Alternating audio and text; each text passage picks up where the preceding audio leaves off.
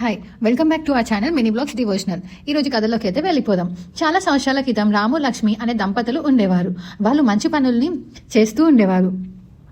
వాళ్ళది చాలా మంచి మనసు, కానీ వాళ్ళకి పిల్లలు అయితే లేరు.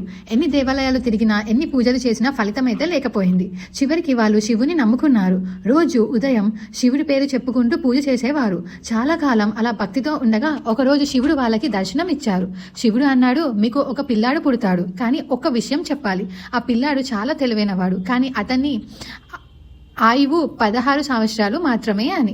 రాము లక్ష్మి ఒకరినొకరు చూసుకున్నారు. వాళ్ళు ఏమనుకున్నారంటే ఎంతకాలం బతికినా మంచి జీవితం ఉండాలి అని.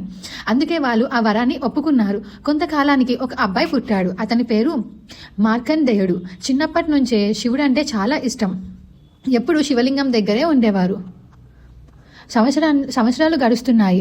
మార్కండేయుడు పెరుగుతున్నాడు, కానీ రాము లక్ష్మి లోపల బాధపడుతున్నారు. ఒకరోజు మార్కండేయుడు అడిగాడు, మీరు ఎందుకు ఎప్పుడు నిశ్శబ్దంగా ఉంటారు అని.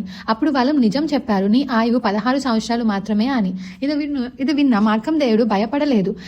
తను అన్నాడు, నా జీవితం శివుడి చేతిలో ఉంది, నాకు భయం లేదు అని. అప్పటి నుంచి అతని భక్తి ఇంకా పెరిగింది. 16వ సంవత్సరం వచ్చింది. ఆ రోజు మార్కండేయుడు శివలింగాన్ని గట్టిగా పట్టుకొని పూజ చేస్తూ ఉన్నాడు. అప్పుడు యమదూతలు వచ్చారు అతని ప్రాణం తీసుకెళ్లడానికి. మార్కండేయుడు శివలింగాన్ని వదల్లేడు. అతడు అన్నాడు, శివుడే నా రక్ష అని.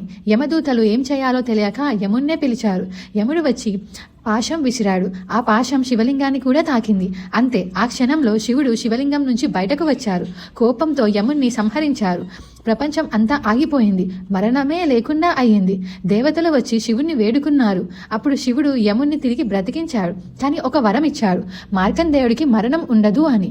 శివుడు మార్కండేయుడిని చూసి అన్నాడు, నువ్వు చిరంజీవివి, ఎప్పటికీ యువకుడుగానే ఉంటావు అని. రాము లక్ష్మి ఆనందంలో కన్నీళ్లు పెట్టుకున్నారు. శివుడు కరుణకు సరిహద్దు లేదని అందరికీ అర్థమైంది. ఈ కథ మనకి చెప్పేది ఏంటంటే, శివుడు డబ్బు పేరు అవసరం లేదు. నిజమైన నమ్మకం ఉంటే చాలు. భయంతో కాదు, భక్తితో నమ్మితే శివుడు తప్పకుండా కాపాడుతారు. శివుడు ఎక్కడో కాదు, నమ్మకం ఉన్న మనసులోనే ఉంటాడు. ఓం నమ శివాయ. ఇలాంటి మరిన్ని కథల కోసం మన ఛానల్ని అయితే సబ్స్క్రైబ్ చేసుకోండి. ఇప్పుడు మీరు కథ వింటూ ఉంటే మీకు నచ్చినట్టుంటే ఒక లైక్ అయితే చేయండి. Thank you.